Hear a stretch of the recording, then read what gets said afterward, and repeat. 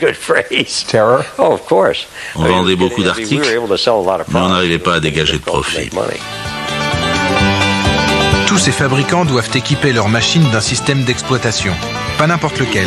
Le DOS de Microsoft. Le même que celui d'IBM. Compatibilité oblige. Au milieu des années 80, Microsoft connaît une croissance exponentielle. Bientôt, elle comptera des milliers d'employés. Bill Gates désire toujours conserver la maîtrise totale des opérations. Il invente une culture d'entreprise qui lui permettra de satisfaire son aspiration d'adolescent à dominer les autres et son désir d'adulte de les inspirer. Microsoft recrute exclusivement des jeunes diplômés, sans aucune expérience du monde du travail. Ils recevront un surnom éloquent, les microserfs. Tous ces jeunes gens, à peine sortis de l'université, en fait c'était surtout des hommes, voyaient en lui un modèle, un leader, presque un gourou.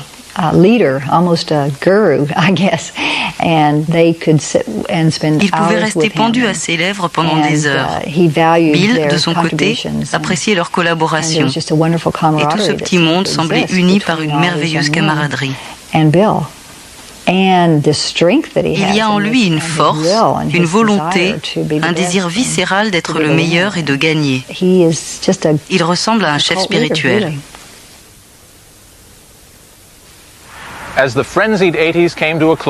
À la fin des années 80, IBM comprend que l'architecture ouverte était une erreur.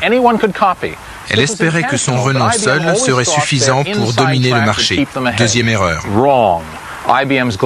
Son infrastructure pesante l'empêche d'être aussi flexible et compétitif que les fabricants de clones. Ses parts de marché ne cessent de diminuer. Il faut changer de cap. IBM décide de construire une nouvelle gamme incopiable, entièrement fabriquée en interne et munie d'un système d'exploitation vendu seulement par IBM. Ce nouveau système s'appelle OS 2. IBM se charge de concevoir les spécifications du logiciel et demande à Microsoft de participer, mais uniquement au niveau de la rédaction du code. Or, avec OS 2, IBM ambitionne bel et bien de supplanter Microsoft sur le marché des systèmes. Pourtant, Bill Gates accepte de collaborer. IBM a beau connaître quelques difficultés, son poids sur le marché est toujours énorme. Et à Microsoft, on est prêt à toutes les concessions pour demeurer aux côtés du géant. On était dans la situation de quelqu'un qui essaye de chevaucher un ours. L'ours se débat et essaye de le vider. Mais il faut s'accrocher. Parce que quand on a affaire à un ours, il vaut mieux être dessus que dessous. Dans l'industrie micro, l'ours c'était IBM et on était décidé à rester sur son dos. Les gens ont oublié à quel point l'influence d'IBM dominait le secteur tout entier. Ça paraît incroyable aujourd'hui, mais c'était vraiment comme ça. Depuis toujours, entre IBM et Microsoft, c'est le choc des cultures. D'un côté, des administrateurs en costume cravate, enlisés dans les procédures. De l'autre, des post-adolescents cinglés d'informatique. À IBM, ils ont le culte des kilolocs. Un kiloloc égale 1000 lignes de code. C'est un projet de 10 kilolocs ou de 50 kilolocs? Ils voulaient en faire le seul critère de rémunération. On a essayé de les convaincre que c'était absurde. Si on a une bonne idée pour faire en 4 kilolocs la même chose qu'en 20 kilolocs, c'est beaucoup plus efficace. Et on devrait gagner moins d'argent alors que le résultat est meilleur. Les kilolocs, c'est la méthodologie. Rien que d'y penser, ça me hérisse encore. Quand j'ai pris mon poste en 89, d'énormes moyens avaient été affectés à OS 2, tant chez Microsoft que chez IBM. J'ai rencontré Bill Gates plusieurs fois et on est vite tombé d'accord. À la façon dont il était mené, le projet n'aboutirait jamais.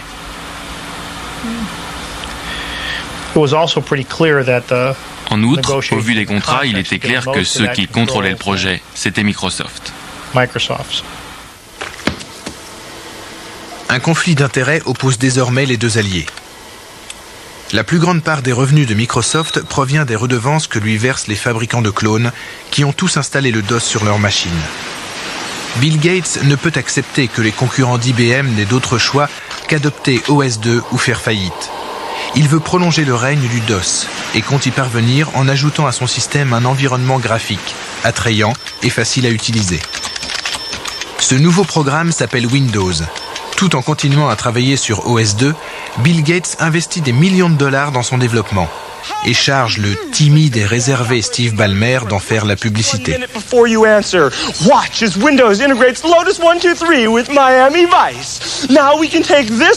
Aucun environnement graphique n'est prévu pour OS2. IBM voit dans Windows une tentative de plus de Microsoft de monopoliser le marché des systèmes. On a créé Windows en parallèle. On a essayé de leur montrer que l'avenir c'était Windows, les interfaces graphiques, que les autres constructeurs étaient enthousiastes. On pensait qu'on arriverait à convaincre IBM d'adopter ce point de vue.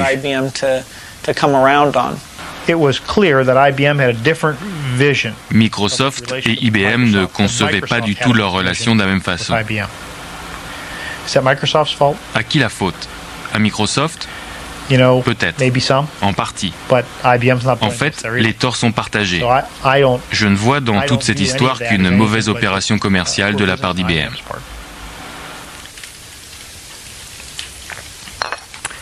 Bill Gates est un homme très organisé.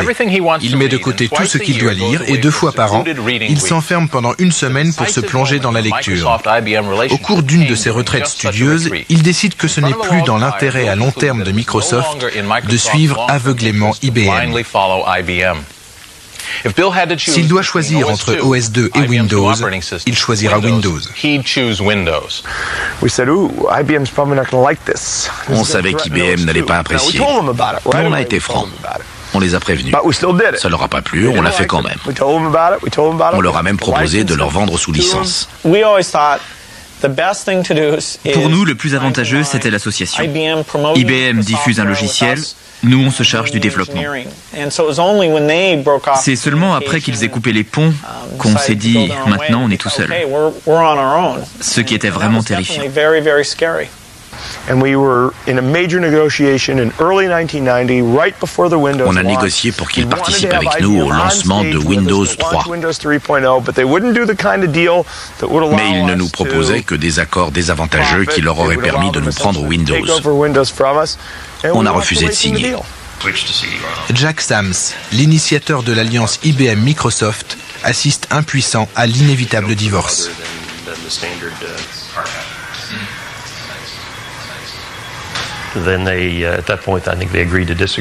À un certain moment, ils sont tombés d'accord pour différer quant à l'avenir d'OS2 et de Windows.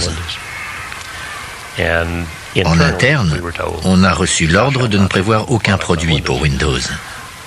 J'ai eu à cette époque l'occasion de prendre une retraite anticipée et je l'ai prise.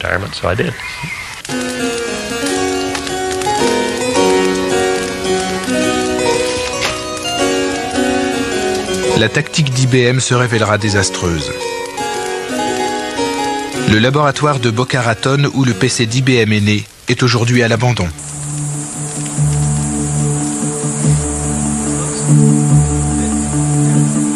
IBM est redevenue ce qu'elle était avant de se lancer dans l'aventure du PC. Une grande entreprise très rentable, leader sur le marché des ordinateurs grand système. IBM aurait pu dominer entièrement le marché des micros. Comment se fait-il qu'elle ait mordu la poussière? Peut-être n'était-elle pas assez flexible pour survivre dans l'univers micro. Peut-être a-t-elle gâché sa chance, faute d'être suffisamment sur ses gardes.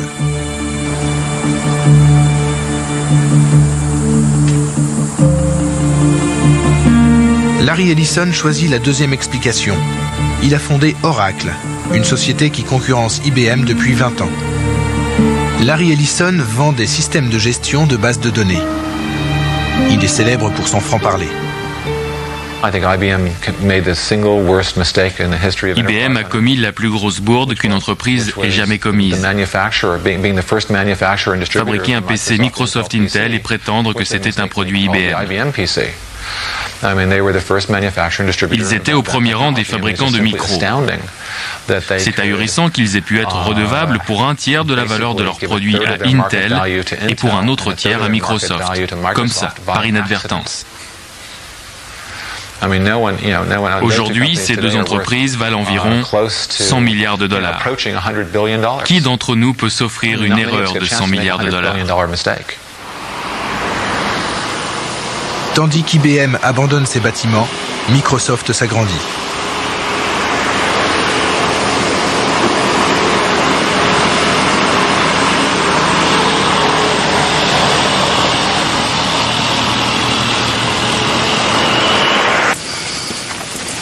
Pendant des années, IBM a incarné le modèle de l'entreprise. Aujourd'hui, cette bureaucratie bien huilée est aux antipodes de l'exemple à suivre. Cet exemple, c'est la culture Microsoft. Elle découle directement de la personnalité de son fondateur, de son besoin vital de vaincre. Bill Gates est spécial. Sans lui, Microsoft n'existerait pas. Mais il a aussi eu de la chance. Contrairement à d'autres, il en est conscient et ça le rend paranoïaque. Il ne se sent jamais en sécurité. À Microsoft, ils ne s'endorment pas sur leur laurier. C'est pour ça qu'ils réussissent si bien. Un jour, je lui ai demandé de quoi il avait peur. Il m'a répondu qu'il avait peur de vieillir, parce que passé 30 ans, c'est ce qu'il croyait à l'époque, on n'a plus autant de bonnes idées, on n'est plus aussi intelligent. Si on ralentit, qui sait, n'importe qui, sans doute une entreprise qui n'existe pas encore, en profitera pour prendre la première place. Je lui ai dit, tu vieilliras, c'est inévitable. Qu'est-ce que tu comptes faire? Il m'a répondu, je vais m'entourer de gens extrêmement intelligents. Intéressant, non? C'était une façon de dire, je ne peux pas être immortel, mais je peux me payer ce qu'il y a de mieux après l'immortalité.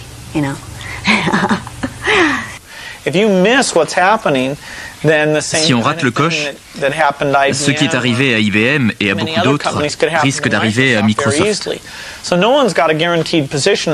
Personne n'occupe de position garantie dans la technologie de pointe. Il faut sans arrêt se remettre en question, améliorer ses performances, chercher des idées neuves. Je n'échangerai ma place avec personne. J'adore mon travail, précisément parce qu'on est obligé de toujours rester en tête. Le logiciel Windows, responsable du divorce entre IBM et Microsoft, a propulsé Bill Gates très loin devant ses rivaux.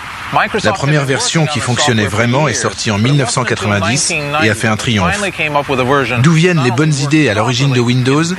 Pas de Microsoft, bien entendu.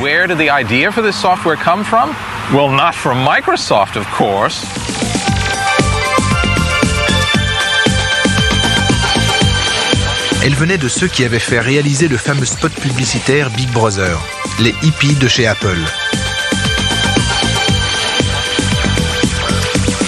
Alors que Microsoft et IBM s'unissaient pour fabriquer des ordinateurs destinés au monde sérieux de l'entreprise, Apple s'était lancé dans une grande aventure.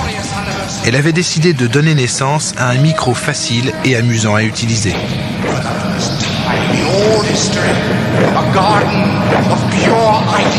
En 1984, après des années de travail, le Macintosh et sa campagne publicitaire voient le jour. Le Big Brother du spot, bien sûr, c'est IBM. Mais Apple s'est trompé de cible. C'est du petit frère Bill Gates qu'elle aurait dû se méfier.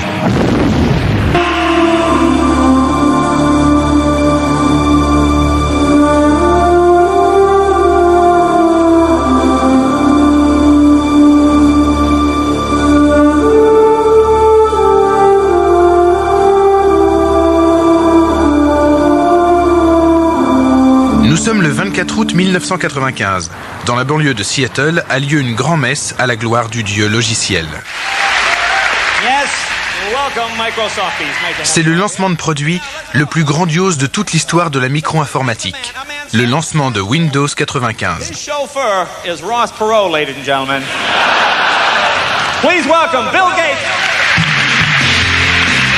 L'homme qui va présider la cérémonie est l'un des hommes les plus riches du monde.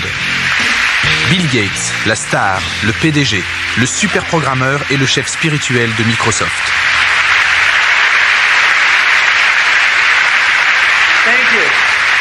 Thank you, Jake. Avec Windows 95, cet homme vient de franchir une étape de plus vers la concrétisation de son rêve. Voir tous les micro-ordinateurs du monde utiliser les logiciels Microsoft.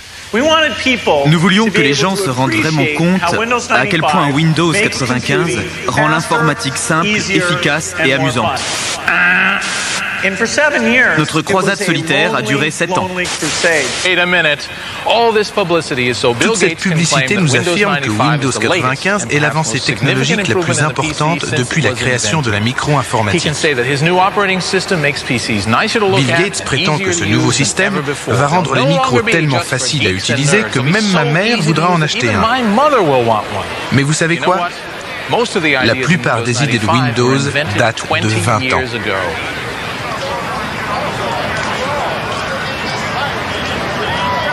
Cette grande foire du logiciel célèbre l'aboutissement d'un long périple. 20 ans d'engagement passionné, de paris sur l'avenir, de virages à 180 degrés, de rivalité, d'alliance et de trahison.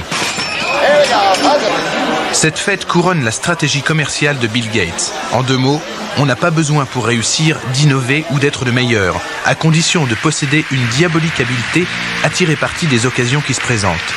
Et la façon dont Microsoft a su s'approprier le concept d'interface graphique serait digne de figurer dans un manuel.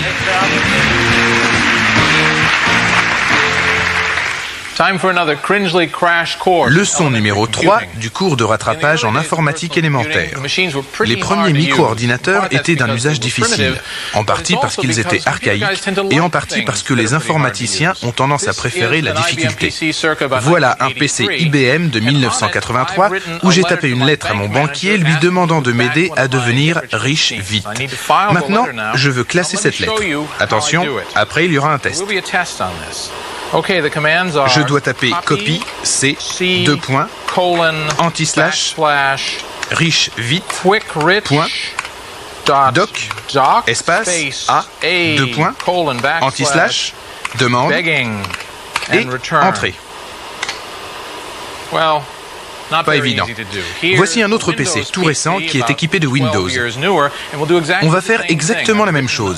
Voilà mon document richevite.doc. Je le range dans le dossier demande. Je confirme. Et voilà. Des images au lieu de mots, qui suppriment tout apprentissage. Ça s'appelle une interface graphique, un GUI en jargon de Silicon Valley. Il a fallu 10 ans pour en arriver là. C'est cette épopée technologique que ce film va raconter. Il va aussi raconter comment Bill Gates est devenu le maître de l'univers des GUI. Je n'ai pas dit qu'il s'agissait d'un conte de fées. Tout a commencé en 1971 à Palo Alto, au sud de San Francisco, où la société Xerox, leader de la photocopie, avait créé un centre de recherche connu sous le nom de PARC. À l'époque, les dirigeants de Xerox se disent que si le papier est amené à disparaître au bénéfice des écrans, c'en sera fini des photocopieurs. Pour assurer l'avenir de Xerox, ils engagent une équipe d'informaticiens et leur demandent d'inventer le bureau électronique du futur. Nous voulions faire entrer la technologie informatique dans le cadre d'un bureau, pour transformer celui-ci en un lieu à la fois plus productif et plus agréable, beaucoup plus agréable, plus intéressant et plus enrichissant. C'est là-dessus qu'on a travaillé. Le directeur du labo, Bob Taylor, instaure une méthode de travail originale privilégiant les débats d'idées. Toutes les salles de réunion sont meublées avec des poufs, un aménagement visant à stimuler l'activité cérébrale. On disait alors que sur les 100 meilleurs informaticiens du monde, au moins 58 travaillaient au parc. En réalité, l'effectif du labo n'a jamais dépassé 50 personnes. Mais 50 génies travaillant de concert sont capables d'inventions phénoménales, surtout quand on leur donne toute latitude pour se plonger dans la recherche fondamentale, en leur fournissant des ressources illimitées et sans les soumettre à des contraintes de fabrication et de commercialisation. Au parc, on baignait dans une atmosphère électrique, une totale liberté intellectuelle. Il n'y avait pas d'idées reçues. On avait le droit de tout remettre en question et on ne s'en privait pas. Les dirigeants nous ont dit, Allez-y, créez le monde de demain. Nous n'y comprenons rien. Vous êtes tous des jeunes gens bourrés d'idées, de talents et d'énergie. Chacun venait là spécifiquement pour travailler pendant 5 ans sur le projet dont il rêvait. Nous voici chez Xerox dans la salle des ordinateurs, au sous-sol du centre de recherche de Palo Alto. Cette pièce existait déjà il y a 25 ans et aujourd'hui elle est remplie de toutes sortes d'ordinateurs. Parmi eux, il y en a un que je tiens à vous montrer. Le voilà.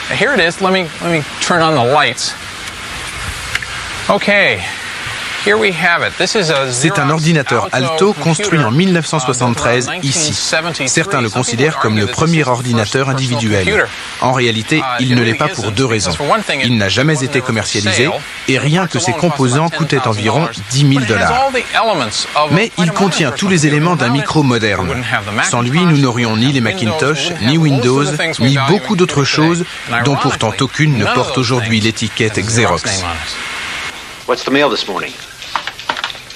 Ce film d'entreprise réalisé par Xerox au milieu des années 70 montre à quel point l'Alto était révolutionnaire. Au lieu des commandes cabalistiques, indéchiffrables par le commun des mortels, il offre la simplicité d'une interface graphique et de son pilote, la souris. Grâce à l'impression laser, on obtient sur le papier exactement ce qu'on voit sur l'écran. Cela nous paraît banal aujourd'hui, mais à l'époque, c'était l'avant-garde. On voulait tous créer quelque chose de vraiment différent. On pensait qu'on allait changer le monde. Et que quand nos travaux aboutiraient, la micro-informatique allait exploser comme on l'avait prévu. Et prendre tout le monde au dépourvu. Mais les brillants chercheurs du parc n'ont jamais pu convaincre les patrons de Xerox du réalisme de leur vision. Au siège de New York, personne n'a eu assez d'imagination pour exploiter cette technologie révolutionnaire. Dans l'entreprise, personne n'était préparé à accepter nos idées. Il y avait un énorme décalage entre la direction et les chercheurs. Les dirigeants n'avaient jamais tenté d'imaginer le bureau de demain. Leur cerveau ne parvenait pas à transformer les idées qu'on leur présentait en objets réels. C'était très frustrant de parler à des gens qui ne comprenaient pas notre vision de l'avenir. Une vision qu'on élaborait jour après jour à Palo Alto, sans personne pour la recevoir à l'arrivée. Cependant, à quelques kilomètres de Palo Alto, un homme est prêt à embrasser la vision des chercheurs du parc. L'homme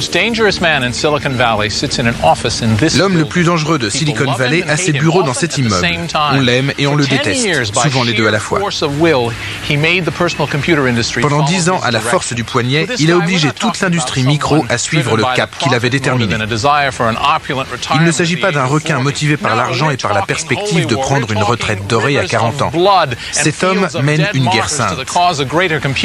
Cet homme voit dans le micro-ordinateur son outil pour façonner le monde. Cet homme, c'est Steve Jobs.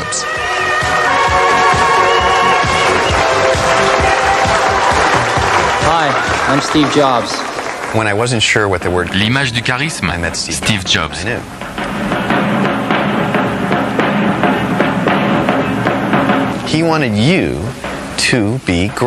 Il exigeait de vous que vous soyez génial, que vous réalisiez quelque chose de génial. Et il vous y obligeait.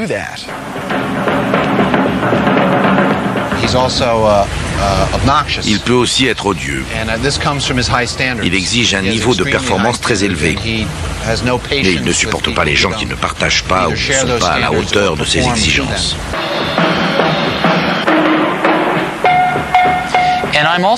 Je ne suis pas de ceux qui cherchent à avoir toujours raison.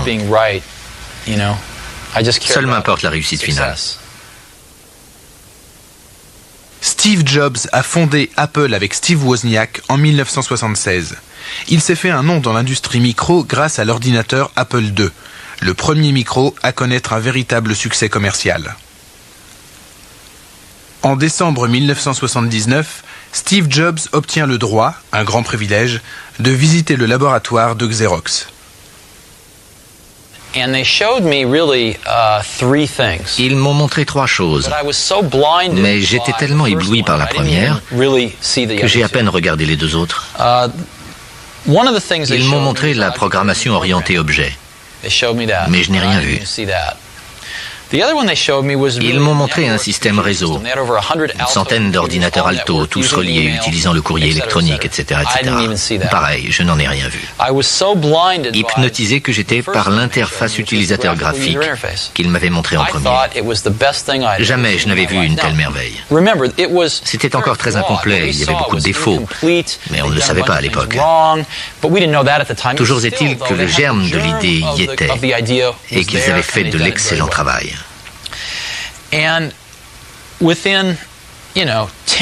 En 10 minutes, j'ai compris que tous les ordinateurs fonctionneraient comme ça, un jour ou l'autre. Cette visite va changer l'histoire d'Apple. Steve est revenu, et j'allais dire à demander, mais en vérité, il a exigé que toute son équipe de programmeurs assiste à une démonstration de notre système. La direction du centre m'a demandé de faire la démo. J'ai commencé par refuser et j'ai eu une discussion houleuse avec les cadres de Xerox. Je leur ai dit qu'ils s'apprêtaient à jeter un trésor par la fenêtre et que je ne ferais cette démonstration que si j'en recevais l'ordre formel, parce qu'alors ce seraient eux les responsables. Et ils m'ont ordonné de la faire. Voici l'interface graphique que les programmeurs d'Apple découvrent ce jour-là. L'ordinateur Alto est équipé d'une souris qui permet de déplacer le curseur sur l'écran en toute liberté. Les fenêtres superposées rappellent des feuilles de papier posées sur un bureau. L'utilisation de cet ordinateur est tellement simple que même quelqu'un qui n'a aucune notion d'informatique comprend d'instinct comment s'en servir.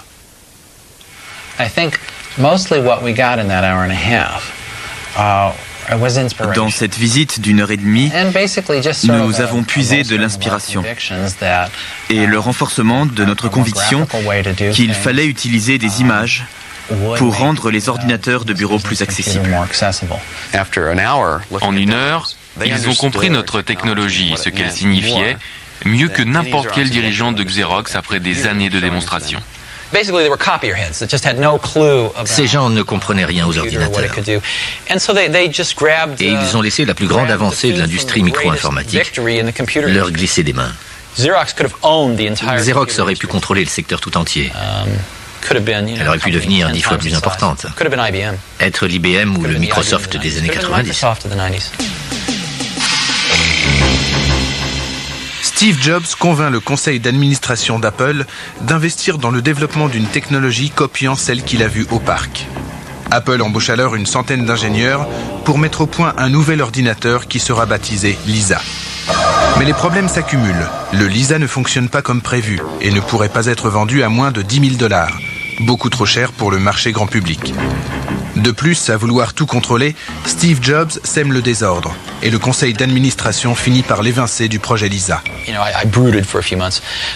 J'ai ruminé pendant quelques mois, mais très vite je me suis rendu compte qu'il fallait vraiment faire quelque chose. L'Apple II commençait à s'essouffler.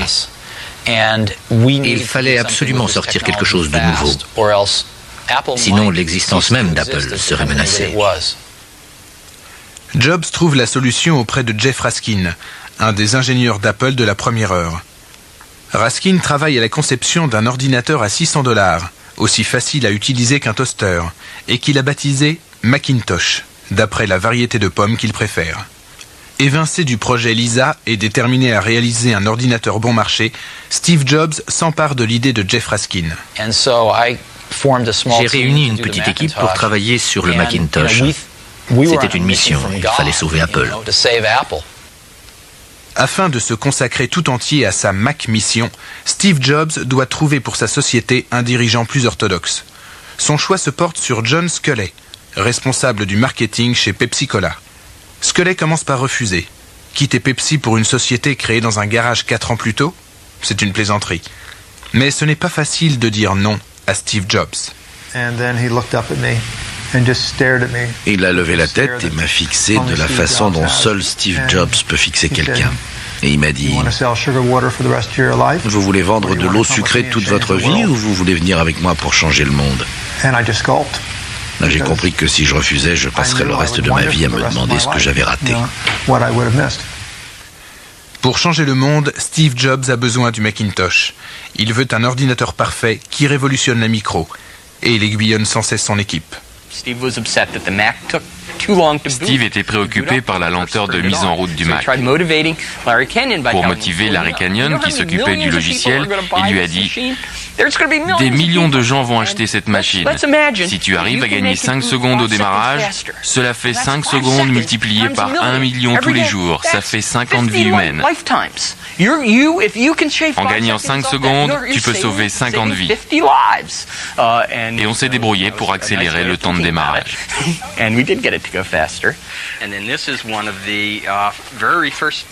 Sans arrêt, Steve Jobs modifie le cahier des charges du Macintosh, exigeant toujours de nouvelles améliorations. Il pousse son équipe à la limite de ses forces. Il le faut, car à partir de 1983, Apple va devoir faire face à un redoutable concurrent. Ce concurrent, le voici. Le premier PC d'IBM a été commercialisé en 1981. En 2 ans, la multinationale en a vendu plus de 2 millions, supplantant Apple sur le marché des micros. Le PC IBM se vend très bien, grâce à une bibliothèque de logiciels très diversifiée. Or, les applications prévues pour un IBM ne fonctionnent pas sur un Apple. Steve Jobs sait qu'il va avoir besoin d'applications pour le Macintosh. Il fait appel à Monsieur Logiciel, Bill Gates. Bill Gates est alors âgé de 25 ans.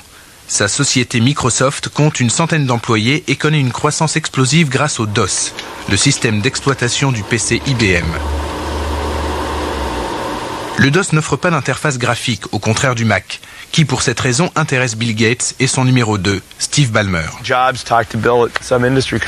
a rencontré Bill à un salon pendant le développement du Lisa. Il lui a dit « Bill, je vais sortir l'ordinateur à interface graphique, pas ce Lisa machin. Le mien, on va se l'arracher. »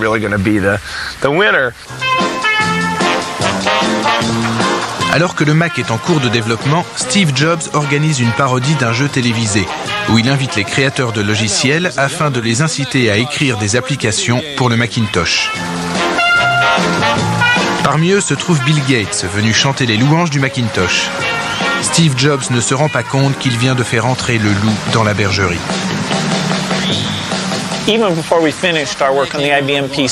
Avant même que nous ayons terminé notre travail sur le PC IBM, Steve Jobs est venu nous dire qu'il comptait réaliser une sorte de Lisa, mais moins cher. On a dit que ça nous intéressait. Le Lisa avait ses propres applications, mais elles exigeaient trop de mémoire. On pensait pouvoir faire mieux. Nous avons conclu un accord avec Steve pour fournir des applications couplées pour le Mac. On était très partisans du Mac et de la direction que montrait Steve. On l'a oublié, mais à l'époque, c'était Lotus, le leader des applications. Microsoft faisait un pari dangereux en acceptant d'écrire pour le Mac. On a commencé à travailler sur des logiciels pour le Macintosh en 1982. Je crois que c'est à ce moment-là que Bill a vraiment eu le déclic. L'avenir serait aux interfaces graphiques. Alors que Bill Gates reçoit sa révélation GUI, Steve Jobs continue à voir dans IBM l'ennemi public numéro 1. Big Blue dominera-t-il la totalité de l'industrie informatique? La totalité de l'âge de l'information? George Orwell avait-il vu juste à propos de 1984? Tout le talent oratoire de Steve Jobs ne parvient pas à faire oublier qu'IBM risque de couler Apple. La plupart des analystes financiers pensaient qu'Apple ferait faillite en quelques mois. Une couverture de Business Week proclamait « Tout est fini, IBM a gagné ». L'équipe du Mac se voulait une bande de pirates, des renégats qu'on appelait à la rescousse pour sauver le navire maintenant que les parts de marché de l'Apple II diminuaient. L'équipe du Macintosh accusait du retard, ce qui est courant dans la haute technologie. Il devenait urgent de mettre ce produit sur le marché. Après de nombreux reports, une date de lancement est enfin annoncée. L'approche de l'échéance fait monter la pression, mais rien ne fera renoncer Steve à son perfectionnisme. On vivait dans une cocotte minute. Pas question de cesser le travail avant d'avoir fini, même pas pour dormir. Je n'ai pas dormi une minute pendant les 3 jours précédant le lancement, et on a donné les dernières instructions à 6 heures ce matin-là.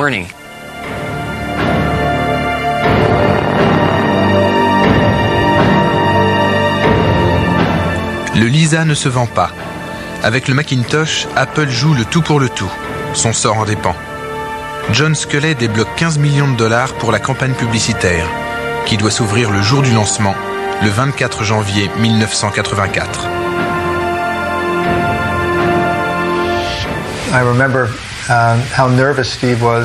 Steve était très nerveux avant le lancement du Macintosh. La répétition de la veille avait été un désastre. Rien ne se passait comme il le fallait. Steve en voulait au monde entier, et on se demandait vraiment comment on allait faire le lendemain. Mais le moment venu, Steve a su déployer tous ses talents scéniques.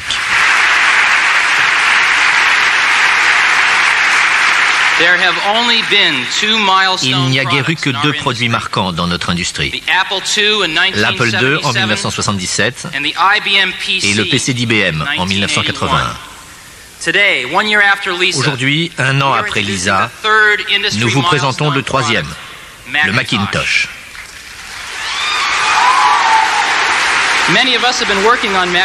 Nombre d'entre nous travaillent sur le Macintosh depuis plus de 2 ans. Et le résultat est dément. Vous venez de voir de simples photographies. J'aimerais maintenant que vous voyiez le Macintosh en personne.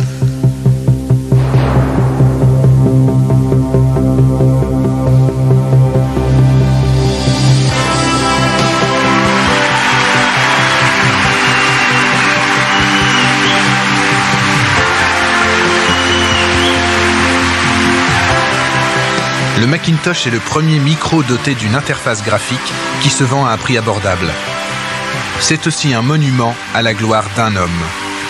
Oubliez les recherches faites au laboratoire de Xerox. Oubliez aussi les innovations empruntées au Lisa. Le jour J, Steve Jobs en revendique seul la paternité.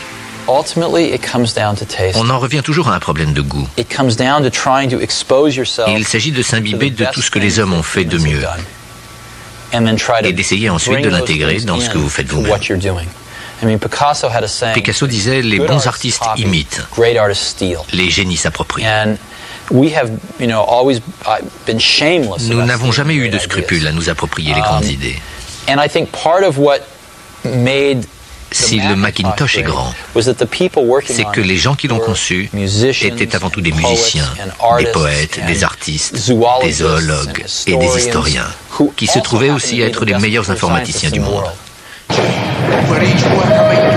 Apple succombe à la folie des grandeurs. Elle produit un spot télévisé grandiloquent où l'on comprend que le gentil Mac va nous libérer de la tyrannie orwellienne du rebutant PC IBM.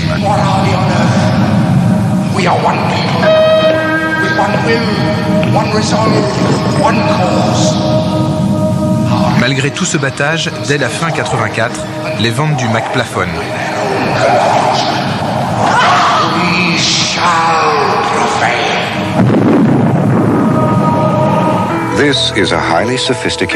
Pub après pub, Apple insiste sur la supériorité du Mac vis-à-vis du PC IBM.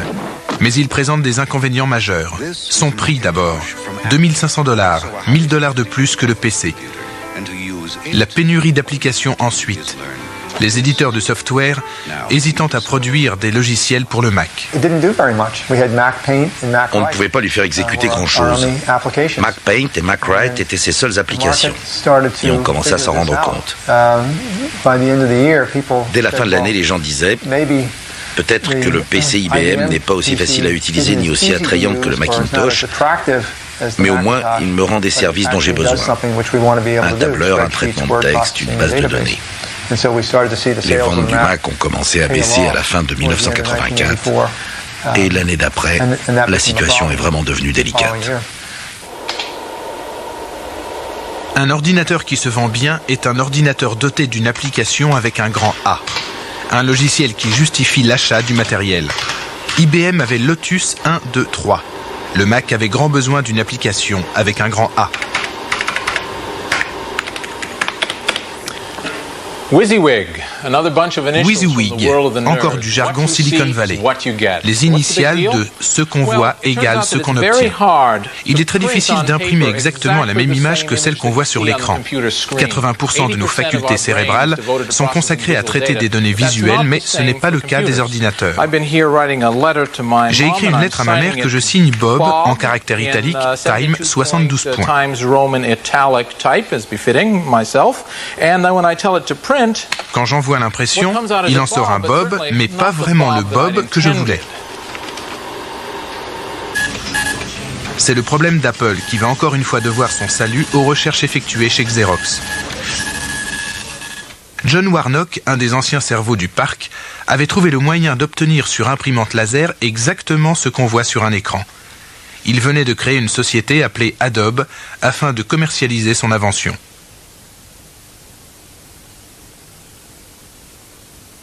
En 2-3 semaines, j'ai fait annuler le projet en cours chez Apple, ce qui m'a presque valu de me faire assassiner. Et j'ai conclu un accord pour qu'Apple rachète 19,9% du capital d'Adobe. Steve Jobs a fait un choix judicieux. Cet investissement va rapporter gros.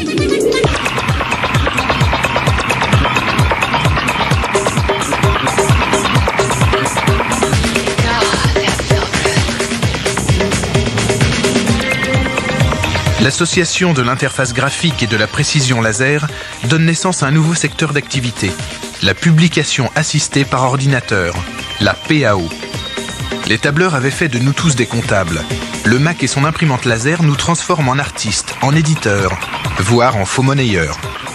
Le Mac avait trouvé son application avec un grand A. Il sera bientôt l'ordinateur privilégié des professions artistiques.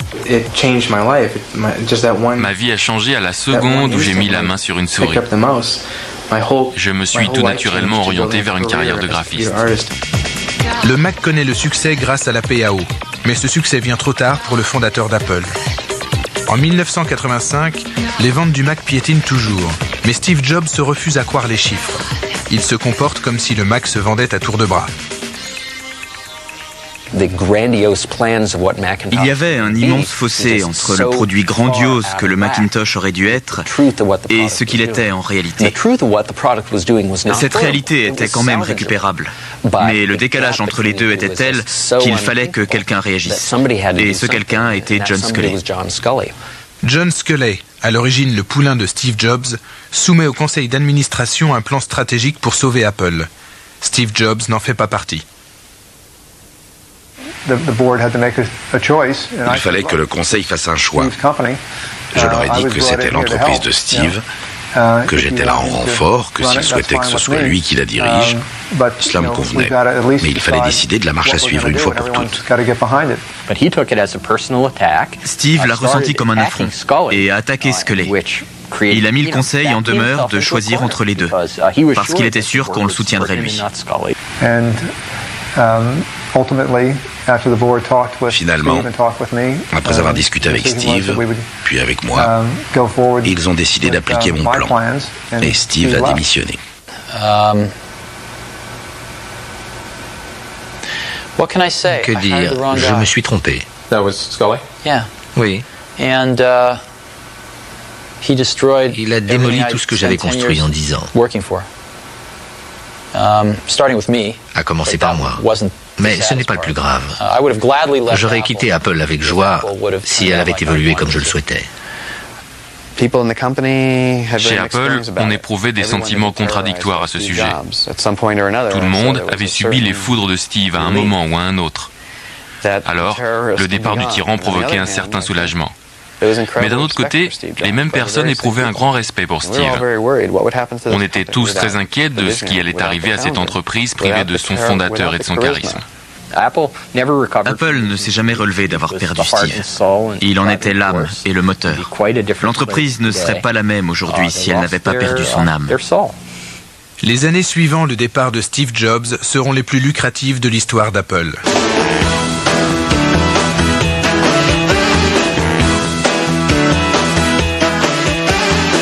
Leur ordinateur colle au mode de vie californien, un mélange de travail et de loisirs, et son influence s'étend à l'industrie tout entière. Tout à l'euphorie, Apple se considère toujours comme l'arc-en-ciel salvateur dans la grisaille du monde informatique. Leading the forces of freedom is Macintosh. Dans ce film destiné à stimuler le zèle des vendeurs, Apple exalte encore et toujours le rôle du Mac, grand libérateur des pathétiques prisonniers du PC IBM. We'll fight him in the office and the classroom and the desktop with superior weapons. Grâce à des améliorations de structure et à l'explosion du secteur de la PAO, le Mac trouve son marché. Dès 1987, Apple vend 1 million de machines par an. Let's go get 'em. L'argent rentre à flot. Sur chaque Mac vendu $2000, Apple touche une marge bénéficiaire de 50%. Chez Apple, on est convaincu de la supériorité des produits maison. Hello, I am Macintosh. On estime que les clients seront toujours prêts à payer un supplément qualité. Estimation arrogante et erronée. Le Mac aurait vraiment dû remporter la bataille des micro-ordinateurs. Certes, il coûtait plus cher que le PC IBM, mais si on voulait un ordinateur simple et convivial, le Mac était le seul choix possible. C'est du moins ce qu'on croyait chez Apple.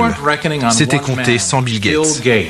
Gates a compris que l'interface graphique du Mac menaçait la poule aux œufs d'or de Microsoft, le DOS. Il a entrepris de recouvrir le DOS d'une interface graphique, ce qui revenait à camoufler un immeuble décrépit derrière une jolie façade. Il a nommé cette façade Windows. Au début, elle était un peu de guingois, mais elle a suffi pour défendre le précaré du DOS. C'était en février-mars 84, juste après le lancement du Macintosh d'Apple. Nous avions acquis la conviction qu'il fallait miser sur les interfaces graphiques, d'abord avec les applications pour le Mac, ensuite avec Windows.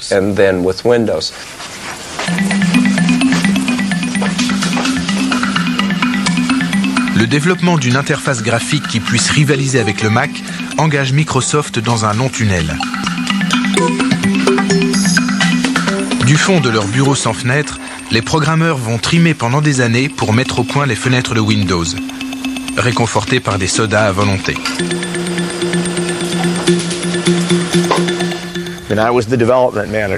J'étais le directeur du développement de Windows 1. On progressait très péniblement. Il nous a fallu environ 7 versions avant d'obtenir un résultat correct en 1990. Les premières versions de Windows ne provoquent que quelques sourires condescendants de la part d'Apple. Mais Bill Gates est la persévérance même. Windows s'améliore régulièrement et finit par inquiéter Apple, qui accuse Microsoft de plagier le look and feel, c'est-à-dire la personnalité du Mac. Finalement, Apple intente un procès à sa rivale.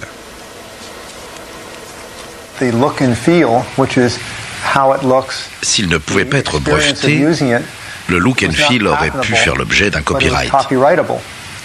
Comme il n'existait aucun précédent, ce cas allait faire jurisprudence. Il y a eu une période de 5 ans dont l'issue incertaine aurait pu être désastreuse pour Microsoft. On avait misé très gros sur Windows.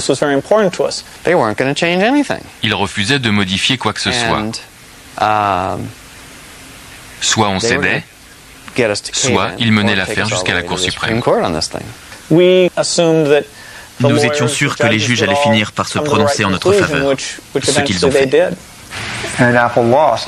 Apple a perdu. Pire, pendant la durée du procès, environ 6 ans, nous nous sommes sans doute laissés aller à imaginer avec un brin de suffisance que nous serions définitivement à l'abri des attaques de Windows.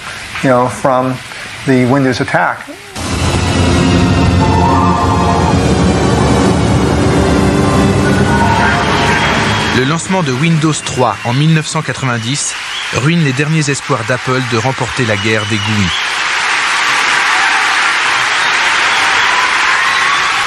Today we're introducing Microsoft Windows version 3. Dorénavant, tous les ordinateurs compatibles IBM seront aussi simples à utiliser que le Mac. En un an, Microsoft distribue près de 30 millions d'exemplaires de Windows 3, reléguant le Mac à une petite niche du marché.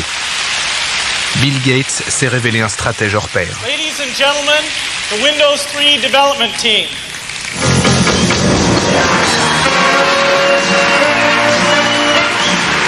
Tout au long de l'évolution de la micro, il a su s'allier aux leaders des fabricants du moment et se tailler la part du lion sur le marché des logiciels, imposant sa norme à tout le secteur. Stratège et surtout joueur, Bill Gates a toujours été prêt à prendre des risques calculés. Prenez Windows. N'avons-nous pas misé l'avenir de notre entreprise dessus? N'avons-nous pas réussi? Presque tout ce que nous avons fait a déclenché beaucoup de scepticisme au départ. Mais on s'est accroché et malgré toutes les remises en cause, on a mené nos projets à bien. Le problème, c'est que cette industrie n'était pas gouvernée par celui qui vendait le meilleur ordinateur ou la technologie la plus innovatrice, mais par celui qui offrait le système le plus ouvert, adopté par la majorité des autres entreprises. La stratégie commerciale de Microsoft s'est révélée la meilleure. Le seul problème de Microsoft, c'est leur manque de goût. Ils n'ont absolument aucun goût. Et je le dis très sérieusement. Ils Ils n'ont pas d'idée originale. Et ils ne font pas entrer beaucoup de culture dans leurs produits. Et c'est très important parce que les polices de caractère harmonieuses sont issues de la tradition de l'imprimerie, des beaux livres. C'est là qu'on puise ces idées. Sans le Mac, ils n'auraient jamais eu ce genre de choses dans leurs produits.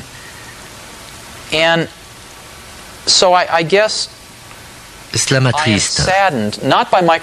Pas la réussite de Microsoft, ils la méritent, en grande partie. Ce qui me dérange, c'est qu'ils vendent des produits bas de gamme. J'admets que Windows a sans doute 3-4 ans de retard sur ce qu'il serait si on n'avait pas valsé avec IBM si longtemps. Le fait d'avoir éparpillé notre énergie, notre travail, notre matière grise a empêché une meilleure innovation et le client en a pâti.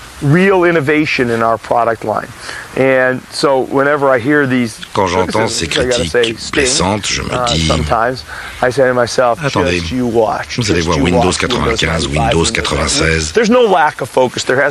Depuis 3 ou 4 ans, nous savons où nous allons. Depuis qu'on n'est plus obligé de se couper en deux pour ménager IBM. Même pour les systèmes d'exploitation. Vous verrez, les gens pourront reconnaître qui est le vrai leader. Nous améliorons sans cesse nos logiciels. Des millions d'utilisateurs nous téléphonent. On tient compte de leurs critiques. Rien n'est fixé pour toujours. S'ils veulent changer quelque chose, on le change. C'est l'avantage de cette industrie. Microsoft a été à la pointe des avancées en matière d'interface utilisateur pendant les 10 dernières années. Et on a fait du bon boulot.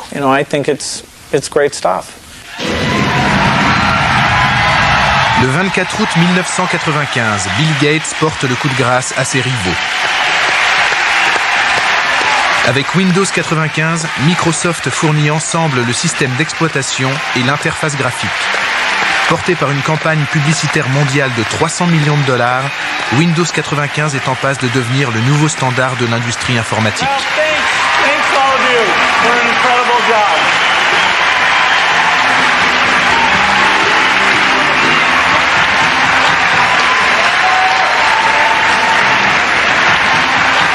Bill Gates triomphe, mais des combats de titans attendent le roi du logiciel. Des batailles à côté desquelles toutes les précédentes feront figure de garden party.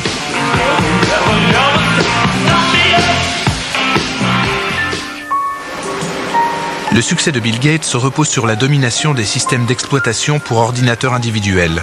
C'est parfait tant que les PC sont des boîtes isolées posées sur des bureaux. Mais aujourd'hui, ces boîtes sont reliées à un réseau mondial, les fameuses autoroutes de l'information. Un PC relié à Internet est à la fois une boîte aux lettres, un téléphone et un téléviseur.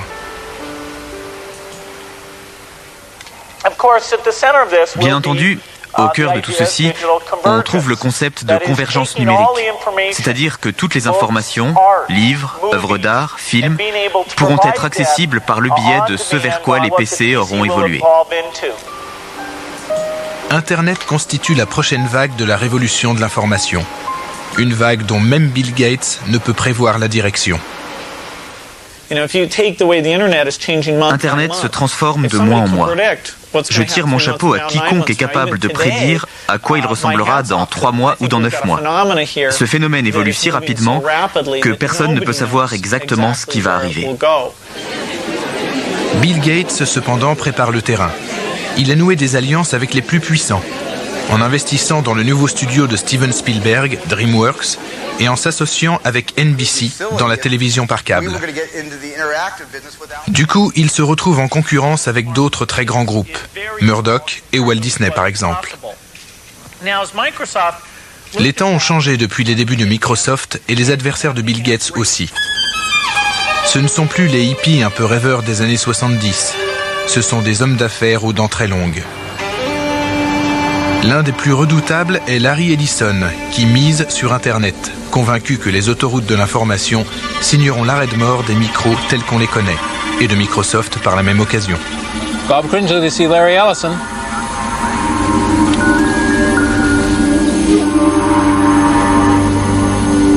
Larry Ellison est le fondateur d'Oracle. Il a fait fortune avec les systèmes de gestion de bases de données.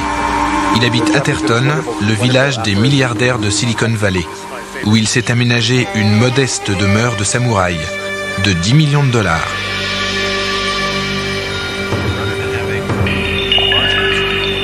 Au bord de son étang japonais, il médite et fourbit ses armes en vue de la grande bataille qui va l'opposer à Bill Gates.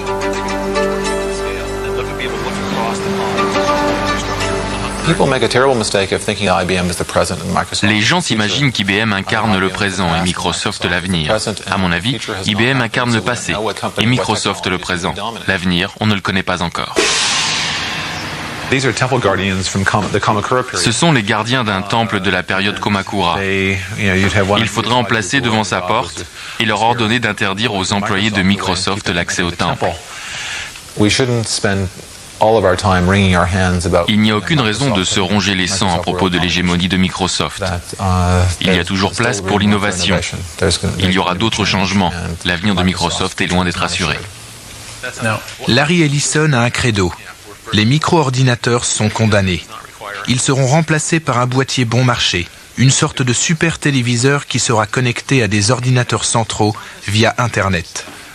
Tout le monde pourra accéder à des bases de données et à des logiciels à la demande, aussi simplement qu'en ouvrant un robinet. Comme l'eau courante a remplacé les puits, le câble remplacera les micros.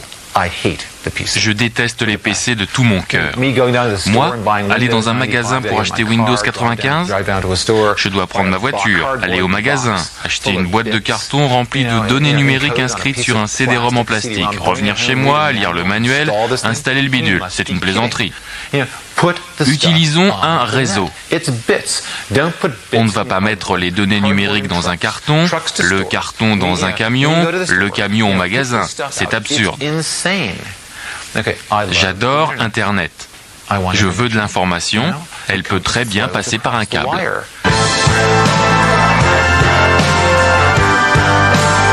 Donc l'avenir appartient au câble. Tout le monde est d'accord là-dessus. Larry, Bill et les autres. Il n'est pas impossible que les inventeurs des ordinateurs individuels assistent à leur disparition. À propos, que sont-ils devenus ces pionniers des années 70 ? Steve Jobs a vendu toutes ses actions Apple quand il a démissionné. Mais en devenant actionnaire d'un studio d'animation, il a fait une deuxième fortune.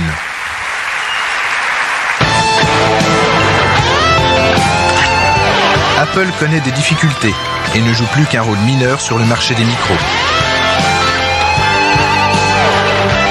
L'autre fondateur d'Apple, Steve Wozniak, a choisi d'enseigner l'informatique à des enfants d'une dizaine d'années.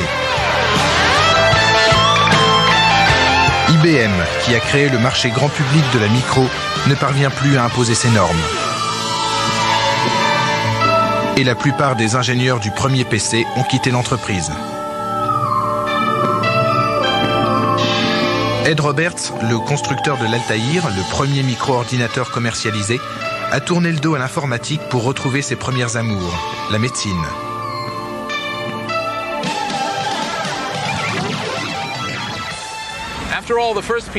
La révolution micro a pris le monde au dépourvu. Même à Microsoft, où on compte des centaines de millionnaires en dollars et au moins 2 milliardaires, on ne s'attendait pas à un tel succès. Pour conclure, je vous propose de méditer cet axiome. Il faut à une communauté une trentaine d'années pour intégrer à sa vie quotidienne un nouveau moyen de communication. C'est le temps qu'il a fallu pour le téléphone, le cinéma et même pour la télévision. La micro-informatique n'a encore que 20 ans.